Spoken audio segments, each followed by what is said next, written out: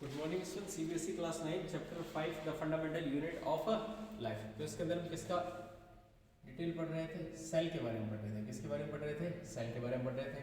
तो एक वर्ड हमने पढ़ा था कि ये मान लेते हैं सेल है और ये इसका सेंटर पॉइंट है, ये सेंटर ऑर्गन है, वो सबसे बड़ा है। तो सेल के आउटर पार्ट में, सेल के आउटर कवरिंग के लिए हमने वर्ड काम लिया था सेल मेम्ब्रेन। क्या काम लिया था? Cell membrane. और अगर सेल मेम्ब्रेन में वर्ड यूज नहीं करते हैं, अगर सेल मेम्ब्रेन में वर्ड यूज नहीं करते हैं तो हम इसके लिए वर्ड काम में ले सकते हैं प्लाज्मा मेम्ब्रेन। Plasma membrane. और एनिमल सेल के अंदर किसकी बात करते हैं?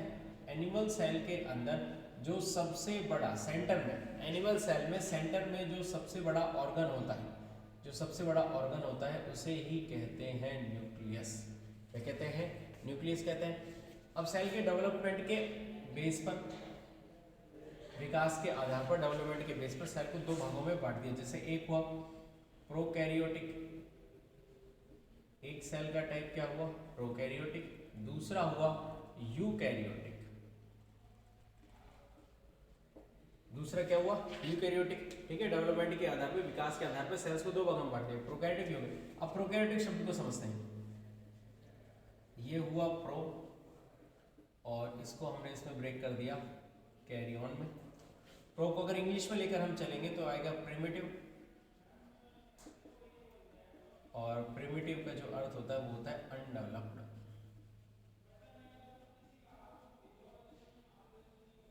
क्या होता है? Undeveloped. Carry on, carry on का जो अर्थ होता है वो होता है न्यूक्लियस। क्या होता है?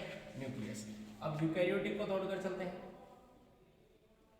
यू का अर्थ होता है वेल, या फिर मैं लेकर चलूं डेवलप्ड, वेल या डेवलप्ड। और ये वाला वर्ड हो गया कैरी ऑन, और कैरी ऑन का अर्थ वही क्या लेना है? न्यूक्लियस। क्या लेना है? न्यूक्लियस। तो सेल के दो टाइप हो गए, एक हो गया प्रोकैरियोटिक, दूसरा हो गया यूकैरियोटिक। अगर इस वर्ड से इसका अर्थ लेकर हम चलेंगे तो क्या आएगा कि अनडेवलप्ड है। अनडेवलप्ड क्या है? न्यूक्लियस है। क्या है? न्यूक्लियस है। मतलब सेल का जो न्यूक्लियस है वो अनडेवलप्ड है, कोशिका का जो केंद्रक है वो कैसा है? अविकसित है। किसके अंदर? प्रोकैरियोटिक के अंदर। जैसे फॉर एग्जांपल क्या हुआ? बैक्टीरिया। फॉर एग्जांपल क्या हुआ? बैक्टीरिया। दूसरा यूकैरियोटिक, वेल डेवलप्ड। क्या है वेल डेवलप्ड? न्यूक्लियस है। क्या है? न्यूक्लियस है। तो कोशिका का जो केंद्रक है वो कैसा है? विकसित है। तो वो जो सेल्स है वो क्या कहलाएगी? Eukaryotic. For example all developed, all developed plants and animals, plant and animals. ये सब किसके एग्जांपल है? यूकैरियोटिक है। किसके हैं? यूकैरियोटिक है। तो प्रोकैरियोटिक में न्यूक्लियस कैसा रहता है? अनडेवलप्ड रहता है। न्यूक्लियस अनडेवलप्ड का मतलब बस केवल, अगर हम इसको प्रोकैरियोटिक सेल मान के चले,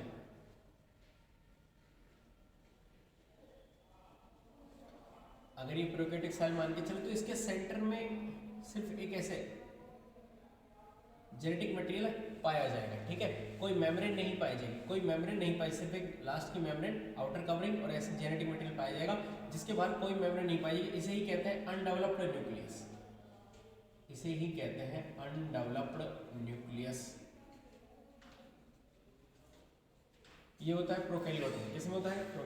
प्रोकैरियोट। यूकैरियोट में जो जेनेटिक मटेरियल होता है वो एक कवरिंग से कवर होता है, डबल लेयर्स होता है, तो उसमें डेवलप्ड न्यूक्लियस होता है। क्या होता है? डेवलप्ड न्यूक्लियस होता है। इसमें अनडेवलप्ड न्यूक्लियस होता है। तो ये कौन सी सेल हुई? प्रोकैरियोटिक। ये कौन सी सेल हुई?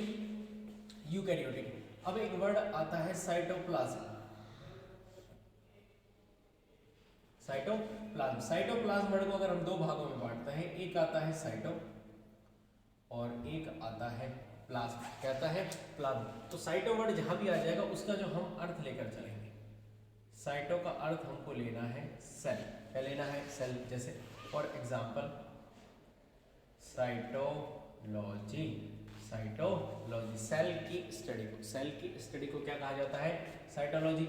और एक वर्ड जो दूसरा हमारे सामने है वो है प्लाज्म। क्या है?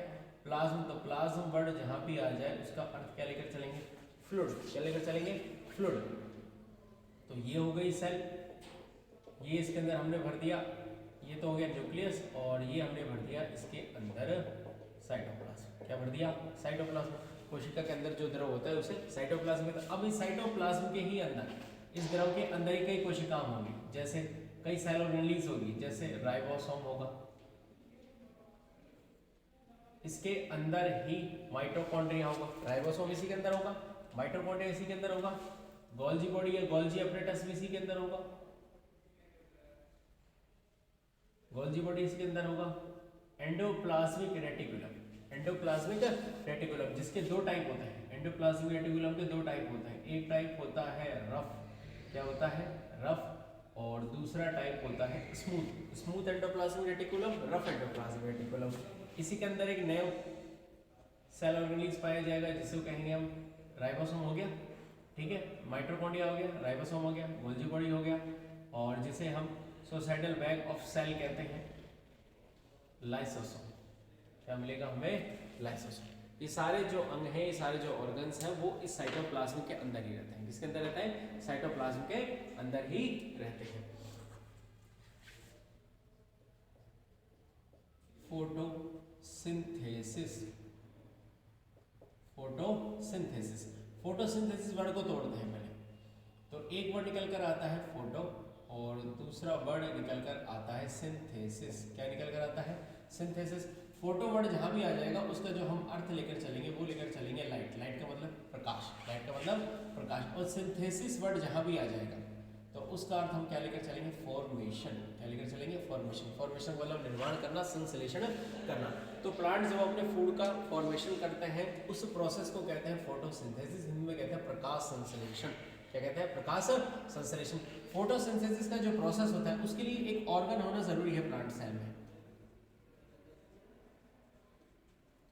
उसके लिए एक ऑर्गन होना जरूरी है प्लांट सेल में। तो प्लांट सेल का वो ऑर्गन जिसकी वजह से प्लांट सेल अपना भोजन, अपना फूड खुद फॉर्म कर सकते हैं, उस ऑर्गन को क्या कहते हैं? क्लोरोप्लास्ट। क्या कहते हैं? क्लोरोप्लास्ट। इस क्लोरोप्लास्ट के अंदर एक पिगमेंट होता है, इस क्लोरोप्लास्ट के अंदर एक पिगमेंट होता है जिसको कहते हैं क्लोरोफिल। क्या कहते हैं? क्लोरोफिल। क्लोरोफिल की वजह से लीव्स का जो कलर होता है, लीव्स का जो कलर होता है वो कैसा होता है? ग्रीन। कैसा होता है? ग्रीन। तो क्लोरोफिल पाया जाता है क्लोरोप्लास्ट में, और क्लोरोप्लास्ट की वजह से कौन सा प्रोसेस होता है? फोटोसिंथेसिस। फोटोसिंथेसिस जो प्रोसेस है वो एनिमल सेल में ना होकर कौन सी सेल में होता है? प्लांट सेल में होता है। कौन सी सेल में होता है? प्लांट सेल में होता है। तो प्लांट सेल में कौन सा ऑर्गन हुआ? क्लोरोप्लास्ट। क्लोरोप्लास्ट के अंदर, क्लोरोप्लास्ट के अंदर कौन सा पिगमेंट हुआ? क्लोरोफिल। क्लोरोफिल की वजह से ही कौन सा प्रोसेस होता है? फोटोसिंथेसिस मतलब प्रकाश संश्लेषण।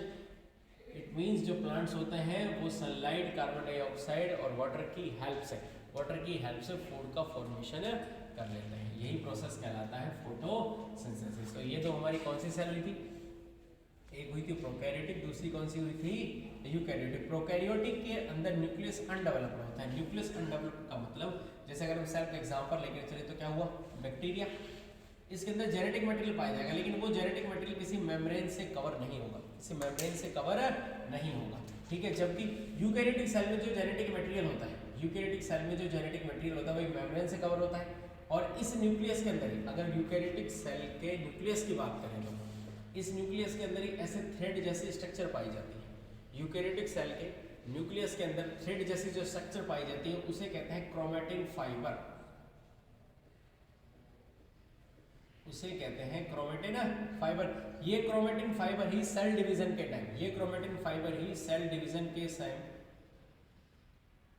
क्रोमोसोम का फॉर्मेशन करते हैं। ये क्रोमैटिन फाइबर ही सेल डिवीजन के टाइम किसका फॉर्मेशन करते हैं? क्रोमोसोम का फॉर्मेशन करते हैं, ठीक है। तो आज का हमारा टॉपिक था यूकैरियोटिक, प्रोकैरियोटिक, फोटोसिंथेसिस और क्रोमोसोम और क्रोमैटिन फाइबर।